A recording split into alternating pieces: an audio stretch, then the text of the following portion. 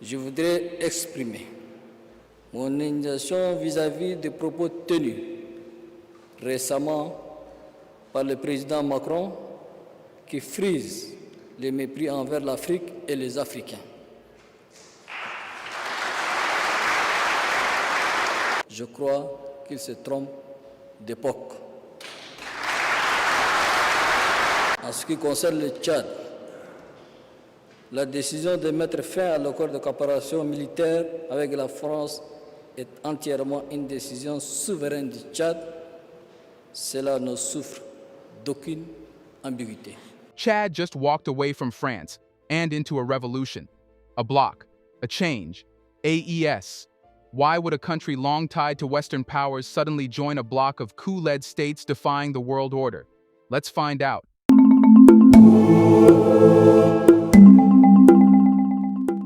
For years, Chad was the model of quiet cooperation. No headlines, no defiance, just a dependable ally in the fight against insurgency, a stable French military partner, and a corridor for Western influence in Central Africa. But that silence masked a growing frustration, one that has now exploded into the open. When President Mohamed Idriss Déby Itno stood before his people and declared that Chad intended to join the Alliance of Sahel States AES, it wasn't a twist in policy. It was a rejection, a rupture, a roar, and no one, especially in Paris or Washington, saw it coming. This is not a move made lightly. Chad has long been embedded in the Western security matrix. French troops were stationed there as part of Operation Barkhane. The U.S. maintained intelligence outposts. European diplomats regularly flew in with deals framed as development assistance, but structured as dependency. The Déby dynasty had, for the most part, kept these relationships intact, even after the death of Idriss Déby Sr., who died on the battlefield in 2021, passing the presidency to his son in a contested transition. But something shifted in 2024 and early 2025. Quiet discontent began boiling. Rumors emerged that Chad was dissatisfied with how little these partnerships had brought in return. There was infrastructure on paper, development loans, buried in conditions. Security? Chad was still facing insurgencies in the Lake Chad Basin. The realization dawned. The help Chad was receiving was not designed to liberate, but to stabilize a hierarchy, with Chad firmly at the bottom. So when Déby canceled military agreements with France and later asked U.S. troops to leave, it was not a spontaneous outburst. It was a calculated withdrawal from a script Chad no longer wanted to perform. And what made this break even more powerful was what followed. Not isolation, not chaos, but a new alignment. One that included Burkina Faso, Mali, and Niger. One that wasn't built on promises of aid, but shared experiences of betrayal. What makes Chad's move so significant isn't just that it's happening, but who it is. Chad was not a country in revolt. It had no coup. It was not under sanctions. It was, by all appearances, a good student in the Western-led classroom of African politics. Its defection signals that disillusionment with the post-colonial order is no longer limited to military regimes or so-called failed states. It's contagious, and now it's reaching the very players the West once relied on for regional obedience. And there's another layer: geography. Chad is the connector. It links West Africa to Central Africa. It borders Libya, Sudan, Nigeria, Cameroon, and the Central African Republic. Its terrain includes desert, basin, and savanna. Its ethnic landscape is a mosaic of Sahelian identities: Arabs, Zaghawa, Fulani, Tubu, Kanembu, and Sara. When Chad moves, it doesn't move alone. It pulls half a region with it. That's why Déby's announcement sent shockwaves far beyond the capital. It shook policymakers from Abuja to Paris to Brussels. If Chad joins the AES, it will no longer be a fringe bloc. It will be a continental force. And let's not forget the domestic symbolism. For years, the Déby regime was accused of being too close to France. The sudden break plays well with younger Chadians, who have grown increasingly vocal about neo-colonial interference.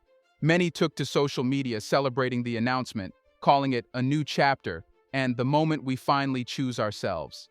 That kind of support matters, because a decision like this, if it lacks public legitimacy, can collapse quickly. But in Chad, it seems the people were ready long before the politicians caught up. So now the stage is set. Chad has broken ranks. The alliances it once upheld are dissolving, and a new vision is rising in their place.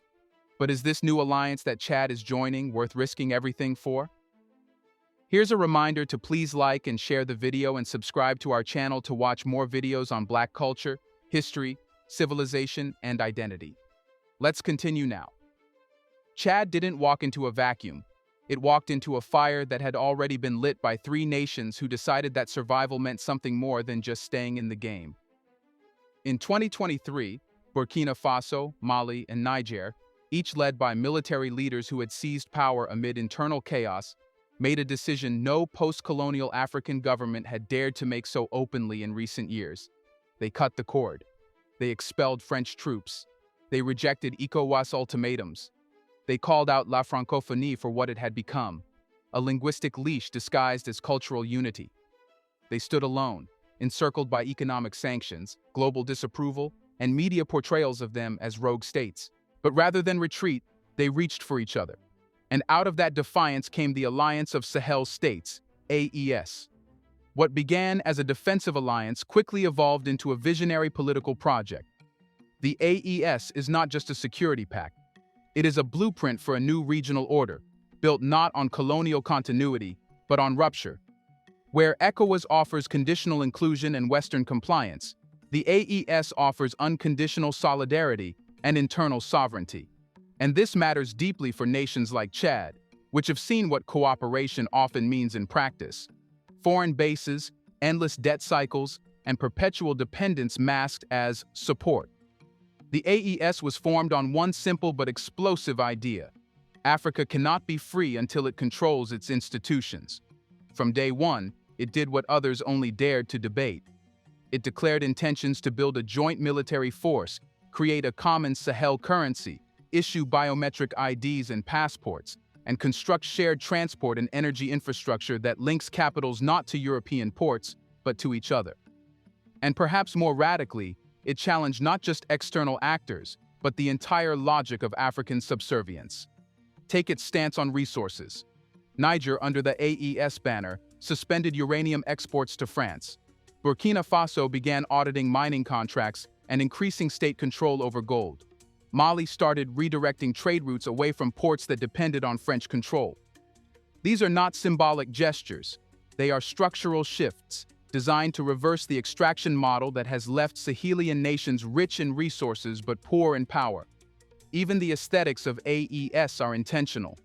A new flag, new slogans, a leadership style rooted in military symbolism, but surrounded by civilian movements that have embraced these governments not out of fear, but because they represent something their predecessors never did: agency. This is the context Chad steps into, not one of desperation, but one of momentum. Because while the West called the AES a mistake, something strange happened. It didn't collapse. It thrived. The economies of these nations didn't implode. They diversified.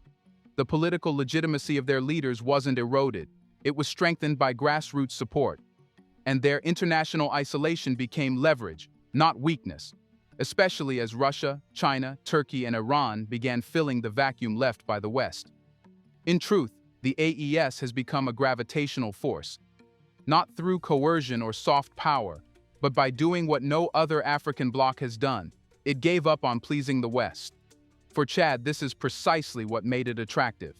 The old model, play along, get loans, build nothing, was broken. Chad needed more than troops and treaties. It needed partners who were building roads, schools, pipelines, and power stations without begging the IMF for permission. It needed allies who would see N'Djamena as a sovereign capital, not a checkpoint. And in AES, it found them. But this brings us to a bigger question. What does Chad bring to the table? If the AES is so bold and defiant already, why is Chad's addition seen as a game changer? The Alliance of Sahel States had already disrupted Africa's post-colonial order. But up until now, it was still seen by many as a closed triangle, a defensive camp forged by nations in crisis. Burkina Faso, Mali, and Niger had each gone through military upheavals. Their defiance was admired but also dismissed by critics as reactionary or unsustainable. What they lacked was the one thing every revolution needs to evolve from insurrection into institution: a stabilizer with reach. Enter Chad. Chad's entry isn't just a fourth seat at the table. It's the turning point where AES becomes something far larger than a coalition of coup leaders. Chad brings continuity. It brings legitimacy. It brings weight that even the most vocal critics can't ignore. We have talked about the basics, like geography. Chad is the pivot of Africa's map. To its west lies Niger, to the South Central African Republic and Cameroon, to the East Sudan, and the North Libya. No other country bridges so many critical corridors across the desert, the savanna, and the oil basins. When Chad joins the AES, the alliance will no longer be a Western Sahel bloc. It becomes a transcontinental bridge between North, West, Central, and East Africa. That's more than symbolic. It's a logistical transformation. Because now, the proposed Trans-Sahel infrastructure, roads, pipelines, fiber optics, can run from Bamako to N'Djamena, Niamey to Sudan, Ouagadougou to the Red Sea. Trade routes that were once fractured by colonial-era boundaries can now be consolidated through a sovereign network. Suddenly, AES's common market idea no longer feels aspirational. It begins to look operational. Then comes the military factor. Chad is no stranger to conflict. Its armed forces have decades of experience in counterinsurgency operations, border defense, and regional peacekeeping. Chad's troops were instrumental in the G5 Sahel Force and operated in conjunction with both French and African Union forces for years. Unlike its new AES partners, who are still rebuilding after the exit of foreign troops, Chad brings operational discipline, trained command structures, and regional battlefield experience. This creates the potential for AES to establish a true pan-Sahelian army. Not one dependent on Western logistics or contractors, but one led by African generals, equipped through new partnerships, and tasked with defending African sovereignty without caveats. For a region beset by insurgent movements and mercenary interference, Chad's military integration could be the cornerstone of a defense doctrine built from within. But military and geography aside, Chad's most powerful contribution may be narrative. Chad is not a coup state. It didn't arrive at AES through rebellion or sanctions. Its move was voluntary, strategic, and arguably diplomatic. This makes it the first mainstream government to align itself with AES, giving the alliance a layer of political credibility it previously lacked. Until now, the West could argue that AES was a block of outliers. Now, with Chad's participation, that argument collapses. Chad's inclusion signals that the AES is no longer defined by how its members came to power, but by what they stand for: self-determination, economic liberation, and post-colonial rupture. This shift is enormously important because it opens the door for other African states who, while not governed by military regimes, feel equally strangled by outdated regional bodies like ECOWAS or foreign-controlled financial institutions. Chad becomes the gateway country, the one that proves AES is not just for revolutionaries, but for realists who've stopped waiting for Western-led solutions that never come. And finally, there's symbolism. Chad's political establishment was, until recently, considered reliably pro-Western. The Deby family had long cooperated with France. So when that very same government turned its back on old alliances and moved toward AES, the psychological effect was massive. It sent a signal across the continent. If Chad can choose this path, so can we. And so the map begins to shift. The AES isn't a cornered bloc anymore. It's expanding, not just in membership, but in meaning. It's no longer reactive. It's strategic. And with Chad in the fold, that strategy has legs. Which brings us to a sobering question. How are the old powers reacting to this? For decades, the Sahel was treated less as a region and more as a buffer zone, an extension of Western geopolitical interests thinly veiled behind regional institutions and military aid. France was the central player, ECOWAS the regional enforcer, and the IMF the economic leash. But now, with Chad stepping into the AES, the entire structure looks like it's about to collapse under its contradictions. The first tremors came when Burkina Faso, Mali, and Niger staged their exits. The West treated them like political outcasts, temporary disturbances that would self-correct under pressure. Sanctions were applied, Trade was blocked, borders were closed, ECOWAS even threatened military intervention, and still, the AES stood firm. But now Chad has joined them, without a coup, without sanctions, and without fear. That's what truly terrifies the old order, because this isn't just a group of unstable juntas anymore. Chad's government was considered stable, internationally cooperative, and integrated into Western defense programs. If that government chooses AES over the status quo, it suggests something deeper, that the system doesn't just fail rebels, it fails everyone.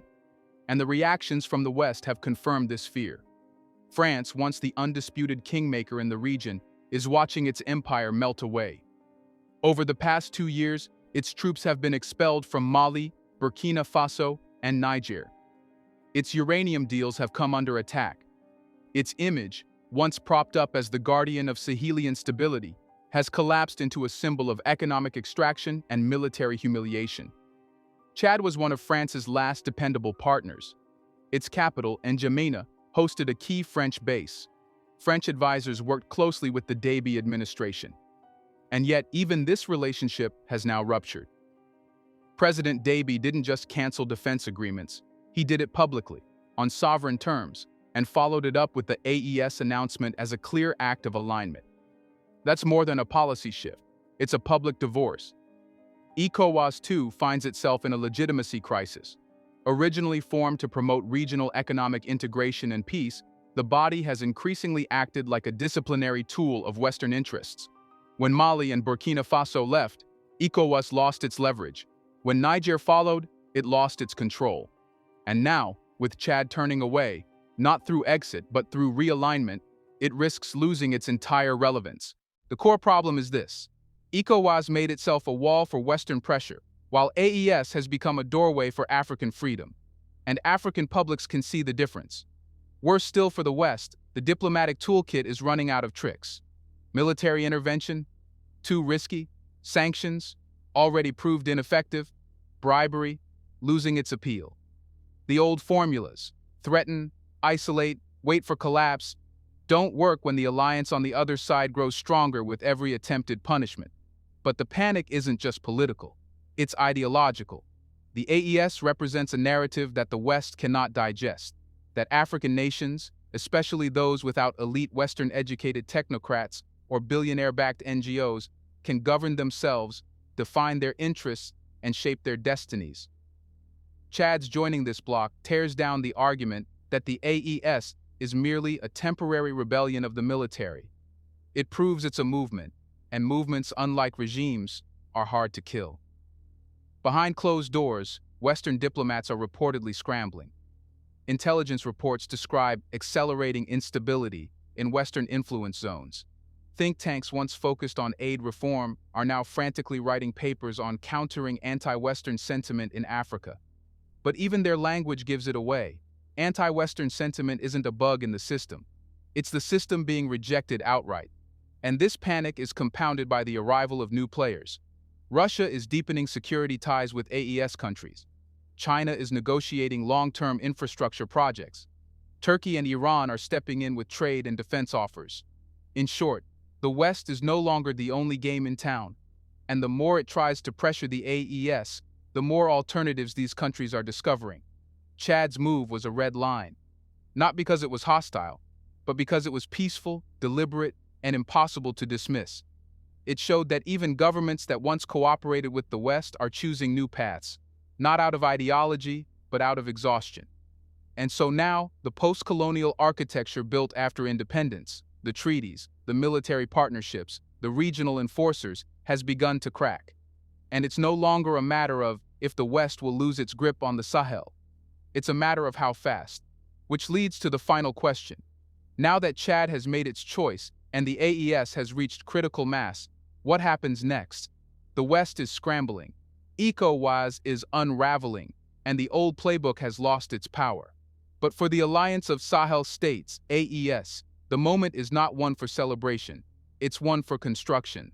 With Chad now preparing to walk through the doors of this alliance, AES faces the next chapter in its evolution, transforming fire into form, rebellion into infrastructure, defiance into destiny. because now the real work begins. With 4 nations, Mali, Burkina Faso, Niger, and Chad, AES controls more than 5 million square kilometers of territory, covering a massive swath of the continent from the Atlantic coastline to the eastern borderlands of Sudan. Its population now exceeds 100 million. Its natural resource base includes gold, uranium, oil, and cotton, and its shared geography touches nearly every corridor of trans-African trade. But perhaps most critically, it has momentum, a rare commodity in geopolitics and an even rarer one in Africa's fragmented regional landscape. That momentum must now be converted into tangible systems. First on the table, a unified economic platform. Leaders within the AES have already hinted at a common currency, one designed to finally replace the CFA franc, the French-controlled relic that still binds many African economies to colonial-era structures. With Chad on board, this vision becomes logistically viable. The Union now boasts overlapping trade corridors, shared borders, and access to oil fields and transit zones that can support real monetary sovereignty. But replacing currency isn't just about notes and coins. It's about redesigning an entire financial system, from banking to digital payments to foreign exchange regimes. That will require time, coordination, and insulation from sabotage. Yet the political will exists, and so does the shared frustration. Decades of externally managed inflation, credit restrictions, and IMF-imposed austerity have left these nations ready to gamble on something bolder. Next is military doctrine. Already, the AES has discussed forming a joint force to replace foreign troops, coordinate counterinsurgency operations, and secure borders. Chad's inclusion is crucial here. Its military experience, desert warfare skills, and knowledge of Lake Chad Basin insurgencies give the AES a chance to shift from reactive defense to proactive deterrence. No longer will they rely on foreign commanders with split loyalties or Western mandates driven by optics rather than strategy. A Pan-Sahelian defense command, headquartered somewhere like N'Djamena or Niamey, could become the military brain of the bloc, an African NATO, but one built around land, not ideology. This wouldn't just fight insurgents, it would shield infrastructure, protect resource routes, and serve as the ultimate declaration that security no longer comes at the end of a French rifle, and then comes soft power. The AES has already begun defining its image, a new flag, shared press statements, and symbolic gestures of unity. But Chad's inclusion opens the path to something more lasting: cultural infrastructure, shared media outlets, Pan-Sahel universities, cross-border educational programs, youth exchanges, and even art and film movements that begin to tell a different story, one not filtered through Western narratives of despair, coups, and corruption. This cultural dimension is not fluff, it is a strategy. Because Africa has long been robbed not just of material wealth, but of self-perception. The AES has the opportunity to create a counter-hegemonic identity, rooted in dignity, independence, and regional pride. That identity is already forming in protests, music, and youth conversations. Now, it needs institutional scaffolding. But all of this will come with resistance. AES's rise will not go unanswered. Expect cyber attacks on infrastructure. Expect sabotage of currency reforms. Expect covert operations to stir ethnic division or revive insurgencies in already fragile areas. As Chad joins, it inherits not just partnership, but risk. The AES must now defend its unity as fiercely as it declared its sovereignty. To survive, it will need to strengthen internal cohesion. That means harmonizing laws, improving interstate trust, and ensuring that no member becomes a weak link. It means building not just roads and rails, but systems of shared governance, where decisions are made by consensus, not imposition, where no one becomes another's empire. And most of all, it means remembering what brought them together, the shared experience of betrayal and the shared dream of freedom. Because the Sahel has always been treated as a periphery, a dry, unstable barrier zone carved by colonial treaties. But now it is something else. It is a center, a nucleus, a bloc that might just become the heart of Africa's political reawakening. With Chad on board, the AES is no longer an idea on the margins. It is a new map, etched in sand, fire, and willpower. Do you think, with Chad joining, more nations will also join. Has this made AES a suitable option for all African nations? Let us know in the comment section. Can the West stop these alliances from expanding? Do you want to watch more videos like this one? If so, subscribe to our channel and press the bell icon next to it.